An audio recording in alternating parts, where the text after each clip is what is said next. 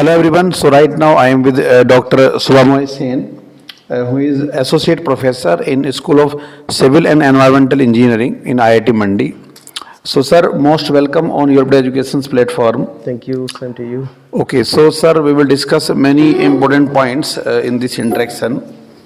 First of all, let us start with your introduction. So your academics and your career journey. We want to know about that first. Okay. So basically, I am hailing from West Bengal. It's a place very close to Santiniketan Vishwabharati, and I did all my till my graduation. I was with a state government college, that is Beshusipur, and after that I worked for a while for 1 year in a construction firm, and later I realized that construction firm is maybe not the right choice for me, so I opted for higher studies. I went to IIT Kharagpur for my masters, and in the second year I went to Germany for the project, and then I came back and started my PhD, and it took another 4.5 years in IIT Kharagpur.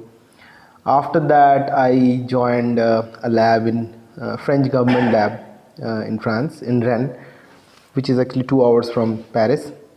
So I still work with them. So when I was there, I got this job in IIT Mandi. So, Okay. So right now, what are the areas in which you are currently working? okay. So I work on the very new age fields of civil engineering. One of them is like structural health monitoring. So Okay. many people are not very aware of structural health monitoring, but you can make an analogy for us to be like the doctors for the bridges. Okay. We just check in the same way the practitioners, medical practitioners check a person. In the same way we check a bridge, and we try to identify whether there is any damage, whether there is any weak points or something like that. So that is one part I work with. There is another thing I work that is on the tensegrity structures. Tensegrity structures are a very new kinds of structures. These are not like our civil frames or buildings. These are like the structures that can be folded. Like when you have to put up a telescope up in the space, what you have to do, you cannot just carry the huge telescope with your rocket, right? You have to have a mechanism so that it can be folded, put inside a rocket, it should be sent to the space, and it can be unfurled. So that's how this tensegrity structure works. So these are the structures I work on, and the methods are like, one of the methods like stochastic inversion. Maybe it's not a very like known topic for everyone, but the other approach is like the typical machine learning and deep learning based approaches. So Okay. So you are using machine learning and deep learning approaches. yes.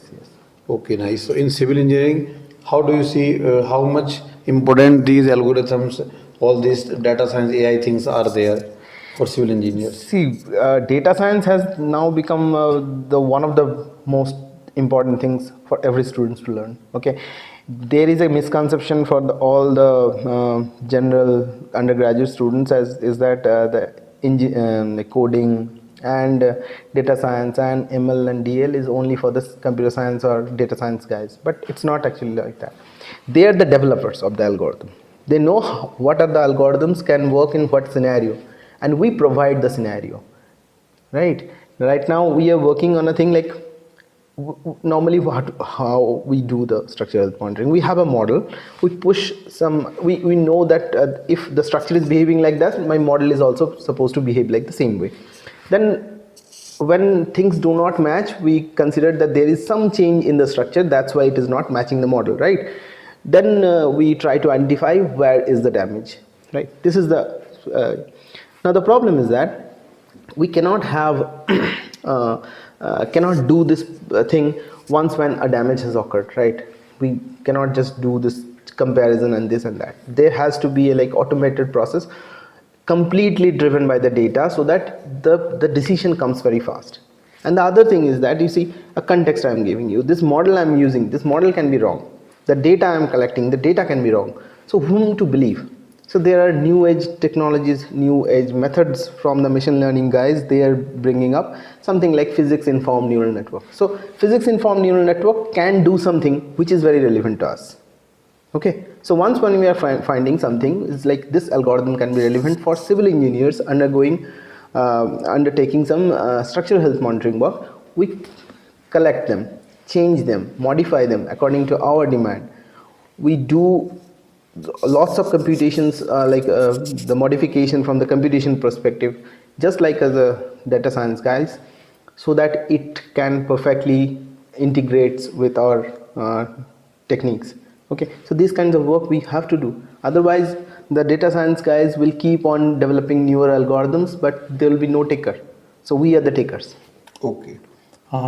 Developing algorithm is not only the one complete part, because there should be someone who has to use those algorithms. Yes, yes. Okay, so those should be developed according to the requirement, you are saying. Okay. So you have started some lab also there, na? Yes. So please tell us about this lab which you have initiated.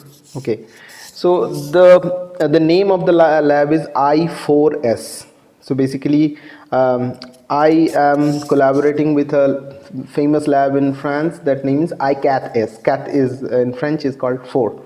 So they have the different meaning for that. I kept the same name in here, but fortunately I'm not violating any copyright, because the words for I4S in here is completely different. It says that information and statistics for stochastic structural systems. So information and statistics is because information I'm using data-based algorithms, data-driven algorithms, machine learning, and then also I have statistics, because you see all ML and DL algorithms or the stochastic filtering algorithms are based on statistics. So where I am applying, there's like stochastic structural systems. So structural systems, we can understand why it needs to be stochastic, because it's a probabilistic domain. Nothing is known. Uncertainties are there. The way we see a civil engineering structures, normally for the design, it's a deterministic one. Like this is the dimension, this is the load, and this is the deflection. In reality, it never happens like that. The loads are different, the dimensions are different, the material property is different. So there is like a very much vague thing is there. There are lots of uncertainties. So in order to deal with that uncertainty, we have to see this whole structural system as a stochastic. So stochastic is that for that. So that lab is actually working with that. And the projects we handle in here comes from ARDB, Aeronautic and Research Development Board, who are actually connected with the NAL, National Aeronautics Laboratory, HAL, and all these things. The ones who are developing HAL. Okay. So we do some kinds of work where we develop machine learning based algorithms to detect damage in the aircraft wing or the fuselage or something like that. So we also worked with DST. We have handled 2 projects of DST. One of them was on the tensegrity structures. So tensegrity structures are also space structures, where we try to find if there is a damage, where it is, and if the damage is happening under temperature variation.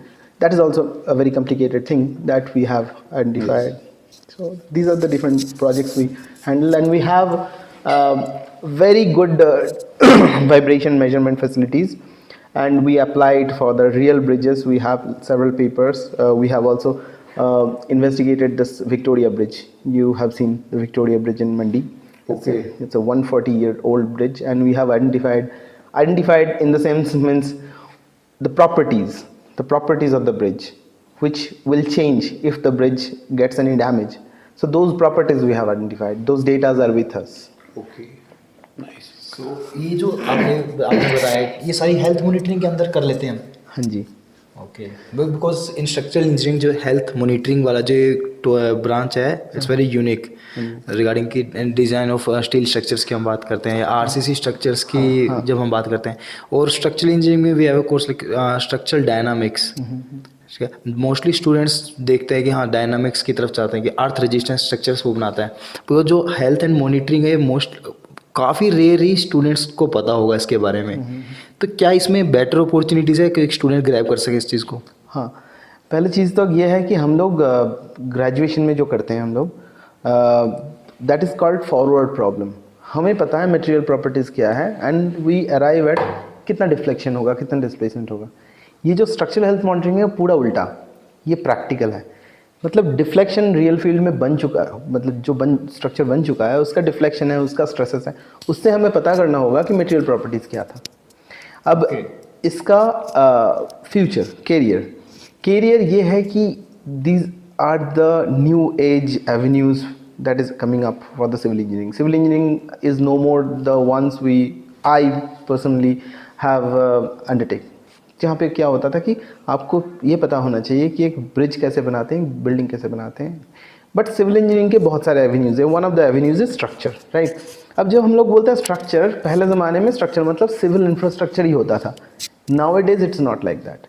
It has like widened its scope and now it captures naval, aerospace, mechanical and 3D printing is also there. everything, every structure, even microstructure, bone structure, how we move, the tensegrity I was talking about, right?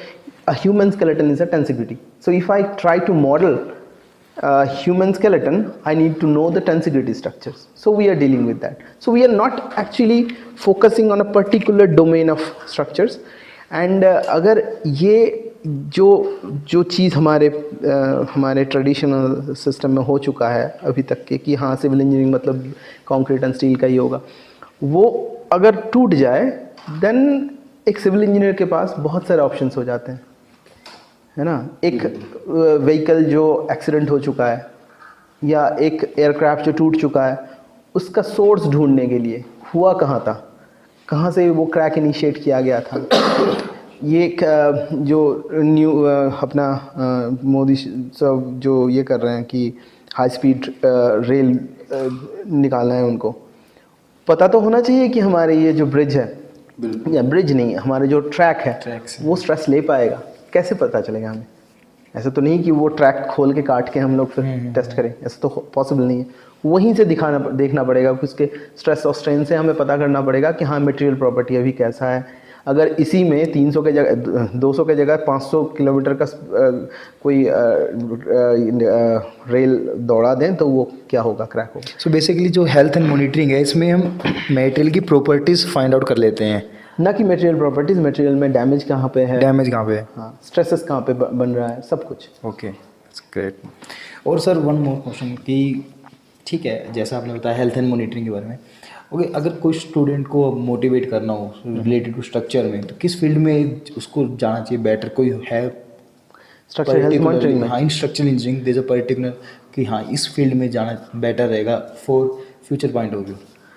अब structural health monitoring के बारे में context में मैं बता सकता हूँ कि स्ट्रक्चरल हेल्थ मॉनिटरिंग का एक एवेन्यू है जो सिविल से कनेक्टेड है, वो है आपके ब्रिज के डैमेज डिटेक्शन। अभी तक क्या है कि इंडिया में उतना ये नहीं हुआ है, ओपन अप नहीं हुआ है, बट प्रेशर तो है ना, एंड यूज़र से भी प्रेशर है, आपके ऊपर से जो पॉलिसी मेकर से भी प्रेशर है।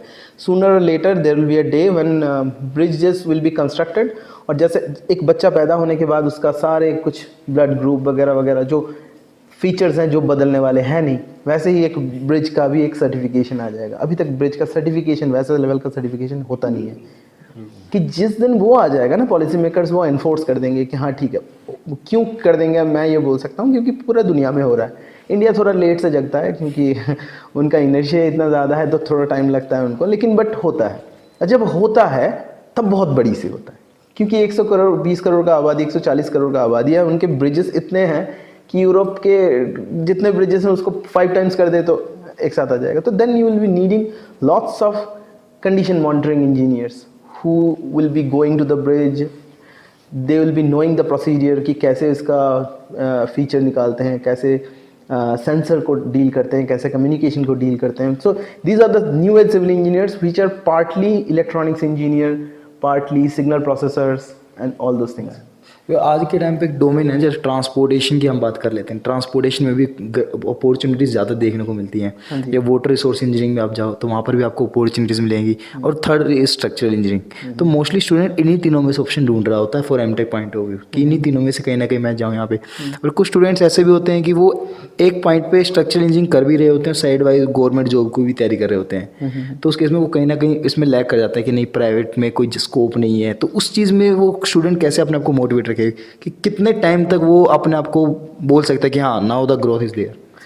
अब है कि मैं हमेशा ये बोलता हूँ, तो थोड़ा तो कंट्रोवर्शियल है कि हमारे जो इंजीनियर्स जो निकलते हैं ना, उनका रिक्रूटमेंट के टाइम पे कंपनीज को एक प्रॉब्लम होता है कि unlike the computer science guys और other guys, they are not they can not be exploited from the day one, कि फर्स्ट डे उनको एक कोड दे दिया, बोला कि इसका डिबग करो। हमारे ऐसे नहीं होता, हमारे सिविल इंजीनियरिंग थोड़ा टाइम लेता है एक्सपीरियंस गैदर करने में। बट मुझे लगता है कि कोई अगर सिविल इंजीनियरिंग कर रहा है एंड पैरेलली ही can go to the company and say that मैं पहले दिन से काम करूँगा, कोई भी कंपनी उनको जॉब तो दे ही देगा। अब यह है कि कोई एक पर्टिकुलर अगर कोई स्ट्रक्चर हेल्थ मॉनिटरिंग ही कर रहा है, वो अगर अपने आप को मोटिवेट करना चाहता है, the best way is to be the master of this, because in India structure health monitoring में बहुत कम लोग हैं अभी वो एक्सपर्टीज़ के लिए। अगर वो इंडिया के जॉब मार्केट उसके लिए सही भी नहीं लगे, we have Gulf countries which are like implementing all the first world countries policies, right. उनका ब्रिजेस का प्रॉपर हेल्थ मॉनिटरिंग होता है, चेकअप होता है, सब कुछ होता है, तो वहाँ पे ट्राई कर सकता है एक थोड़े दिन के लिए। अगर वहाँ से अपने आपको एक्सपर्टाइज को और बेटर कर लिए, देन ही can come back and exploit the Indian market. तो ये तो पॉसिबल है। The only thing is that हाँ टाइम टेकिंग का बोला, टाइम टेकिंग नहीं, मतलब आपको इंडिया के मार्केट में कंसंट्रेट करने से नहीं चलेगा, क्योंकि इंडिया इंफ्रास्ट्रक्चर के मार्केट सिर्फ इंडिया में नहीं है, इंडिया में दैट्स पूरा दुनिया में है। Okay, thank you sir. तो सर एक क्वेश्चन ये है सॉरी, कि जो स्टूडेंट्स हैं, ठीक है, जो सिविल में यहाँ आना चाहते हैं, उनसे आपकी एक्सपेक्टेशंस क्या है? सिविल में आना चाहते हैं, पहले चीज़ तो ये है कि जो भी बच्चे आ रहे हैं उनको ये समझना पड़ेगा कि सिविल मतलब सीमेंट एंड कंक्रीट नहीं है ना, स्टील नहीं है। 80% स्टूडेंट्स के माइंड में यही है। वही है। अब होता क्या है कि हमारे बहुत सारे कोर्सेज चलते हैं, बहुत सारे फैकल्टीज़ जो हैं जो उसमें काफ़ी एक्सपर्ट हो चुके हैं, and now only we are having new kinds of faculties who are dealing with the new topics, right. तो जब वो यहाँ पे आएंगे तो पहले से तो दिमाग में प्रिपेयर करके रखना पड़ेगा कि हाँ ठीक है, आपको कोडिंग तो करना पड़ेगा, just like computer science, as good as a computer scientist. आपको इलेक्ट्रिकल इंजीनियरिंग भी करना पड़ेगा as good as an electrical engineer, और आपको ओपन रहना पड़ेगा कि कुछ भी आ सकता है। आपको आर्डुइनो में वेरोबोर्ड में सेटअप भी करना पड़ सकता है, आपको सिविल इंजीनियर की तरह कभी शायद कंक्रीट बनाना भी हो सकता है। तो द थिंग्स आर लाइक आज के सिविल इंजीनियरिंग पहले ज़माने की तरह बहुत ज़्यादा रिजिड नहीं है, बहुत सारे स्कोप हैं। You have to be open enough to adopt them. बिल्कुल। जैसे ब्लास्ट इंजीनियरिंग है, देख लीजिए, we have some of the blast engineering. बहुत कम जगह है जो ब्लास्ट इंजीनियरिंग को एज ए कोर्स ऑफर किया जाता है। फिर आपके जो स्ट्रक्चर हेल्थ मॉनिटरिंग है बहुत कम है, बट ML और AI based approaches for civil engineering कितना होता है, अब होते नहीं थे, अभी आ गए हैं ना।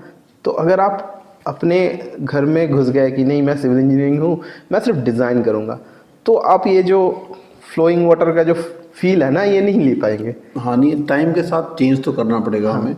और हमें जो भी चीज़ें अपडेट हो रही है ना, और स्टूडेंट कम्युनिटी को समझना पड़ेगा। आप अपने आप को एक जगह रेस्ट्रिक्ट नहीं रख सकते अब, और मल्टी जो ये डिसिप्लिन वाला सिस्टम चल रहा है सभी जगह, तो थोड़ा सा वैसा एटलीस्ट कॉलेज के अंदर तो रखना ही पड़ेगा ये नेचर अपना आपका। ये पॉइंट आपका मेरे को है। लगता है कि ना स्टूडेंट्स को ना थोड़ा गाइडेंस की भी कमी है। क्योंकि आज के टाइम पे जो सोसाइटी में एक र्यूमर तो नहीं बोल सकते कि लोग सब स्टेबल होना चाहते हैं, कि जल्द से जल्द स्टेबल हो जाए। दैट्स वाई वो क्या करते हैं, गवर्नमेंट जॉब की तैयारी करते हैं, या कोई कंपनी प्राइवेट कंपनी। वो नहीं चाहते कि मैं 10 साल के बाद ग्रो करूँ, वो चाहते हैं कि मैं आज ही 2 या 3 साल के अंदर ही ग्रो कर जाऊँ। तो इसलिए भी मेरे को लगता है कि इस तरफ ना काफ़ी लोग नहीं आना चाह रहे हैं, ये भी शायद। अभी ये देखिए ना, सिविल में एंटरप्रेन्योरशिप के बारे में कोई बात ही नहीं करता, लेकिन अगर आप खुद चाहते हो, आप तो सिविल इंजीनियर हो, तो if you want, you just buy some 40 lakhs और 50 lakhs of instruments and you can become a health monitoring engineer and you can earn in crores। ये भी तो एक एंटरप्रेन्योरशिप है। हम लोग नहीं करते हैं क्योंकि हम लोग एक पोजीशन में हैं, हम लोग एकेडमी कर रहे हैं, तो we can not afford time. But अगर कोई उस लाइन पे भी अगर एंटरप्रेन्योरशिप करना चाहे, सिविल का एंटरप्रेन्योरशिप आई कंसिडर कि ये much more rewarding than the other one and much less risky. तो कौन कौन से मतलब ऐसे एंटरप्रेन्योरशिप के लिए एरियाज हैं आपकी नज़र में, जैसे अगर जैसे short में बताएं? मैं तो अपनी फील्ड का बता सकता हूँ कि हेल्थ मॉनिटरिंग में गिने चुने कंपनीज हैं अभी पूरा इंडिया में, 4-5 कंपनी है। अगर कोई कंपनी ऐसा आ जाता है ना कि ठीक है मैं सारे जो वर्ल्ड में हो रहा है पाइपिंग इंडस्ट्री का, मतलब हेल्थ मॉनिटरिंग में भी बहुत सारे होता है, पाइपिंग इंडस्ट्री होता है ना, पाइपिंग इंडस्ट्री का डैमेज डिटेक्ट करना, फिर आपके ब्रिजेस का डैमेज डिटेक्ट करना। अब ब्रिजेस का ओनर होता है, आपको मैं बता रहा था कि गवर्नमेंट, तो वो थोड़ा स्लो हो सकता है, लेकिन पाइपिंग इंडस्ट्री का तो ओनर तो ही है। फिर आपके ब्रॉयलर्स होते हैं ना, ब्रॉयलर्स में भी क्रैक डिटेक्ट करना पड़ता है, उनका भी हेल्थ मॉनिटरिंग चाहिए होता है। फिर अभी नया चीज़ आ गया है कि एक पूरा आपके प्लांट है, प्लांट मतलब मैकेनिकल वर्कशॉप और something like that, you don't know कि कहाँ पे क्रैक हो रहा है, कहाँ पे कुछ लीक हो रहा है, कहाँ पे, तो वो साउंड बेस्ड सेंसर लगा देते हैं, फिर वो साउंड पकड़ते हैं या वाइब्रेशन पकड़ते हैं, उससे एनालाइज करके प्योरली ML और AI बेस्ड एक स्ट्रक्चर बनाते हैं जिससे आपको पता चले कि प्रॉब्लम कहाँ हुआ है, क्योंकि हर एक का अपना अपना साउंड होता है जो हमारे कान पकड़ नहीं सकता, AI पकड़ सकता है। तो ऐसा एक सेटअप अगर आपने वर्कशॉप में रख दिया तो आप उनको बोल सकते हैं कि भाई तुम्हें कोई बड़ी एक्सपर्ट की ज़रूरत नहीं है, हमारे सिस्टम बता देगा कि कहाँ पे कैसा वाला डैमेज हुआ है, उस जगह पे जाओ, रिपेयर करो, काम ख़त्म करो, तो आपके जो नॉन ऑपरेटिंग आवर घटेंगे, है ना, डाउन टाइम घटेगा, तो आपको लॉस भी घटेगा। सो ये सब चीज़ जो है, ये हेल्थ मॉनिटरिंग के, अभी मेरे दोस्त हैं जर्मनी में, तो वो लोग ऐसे स्टार्टअप कर रहे हैं, हम सोचते हैं कि हम लोग भी तो कर सकते हैं, लेकिन हमारे जो फोर्स है वो अभी अडप्ट ही नहीं किया ऐसे ऐसे चीज़ों को स्टार्टअप के तौर पे। हाँ, नहीं धीरे धीरे कल्चर डेवलप हो रहा है। तो जो इंडिया मतलब बाहर तो कर रहे हैं लोग, जैसे USA के अंदर हम सुनते हैं कि मैक्सिमम स्टार्टअप्स इंडियंस के ही हैं। तो इंडिया में तो अभी मेंटेलिटी थोड़ी वही है कि जॉब मिल जाए बस हमें, और सभी लोग जॉब ही करना चाहते हैं। तो अब आगे देखते हैं कि जो स्टूडेंट्स हैं, अब आपकी मतलब ये जो पॉजिटिव फीडबैक उनको मिलेगी, तो उस हो सकता है कि कुछ बच्चे डिसाइड करें आगे इस डायरेक्शन में काम करना। वही है कि आपको ओपन रहना पड़ेगा। मैं अपने पर्सनल लाइफ से ये करता हूँ कि मैं सिविल इंजीनियरिंग से बीटेक किया था, देन अगर मैं वहीं पे रह जाता तो स्ट्रक्चरल हेल्थ मॉनिटरिंग भी मेरे लिए वो सिर्फ ब्रिज तक ही रह जाता, तो मैंने आपको वाइड ओपन किया। तो अभी मैं ARDB का फाइटर एयरक्राफ्ट के भी ऊपर काम कर रहा हूँ, at the same time naval architect, naval जो ये होता है उसके ऊपर मेरा रिसर्च है। फिर आपके काफ़ी सारे चीज़ है, मतलब ऐसा नहीं कि सिर्फ civil structure, mechanical structure, aerospace structure, naval structure, anything is in our reach. हाँ, being a civil engineer. Okay, so thank you very much sir, काफ़ी यूजफुल इन्फॉर्मेशन आपने हमें प्रोवाइड की, जो बहुत सारे स्टूडेंट्स के करियर को आगे मतलब एक सही डायरेक्शन देने में हेल्प करेगी। Thank you. बच्चों को पता और ये मतलब जो नया आपने बताया है हेल्थ मॉनिटरिंग ऑफ स्ट्रक्चर, तो हो सकता है आने वाले टाइम में ये बहुत जगह स्टार्ट हो, स्पेशलाइजेशन बन जाए, और जो जल्दी एंट्री करेगा वो ज़्यादा ग्रो करेगा मेरे हिसाब से।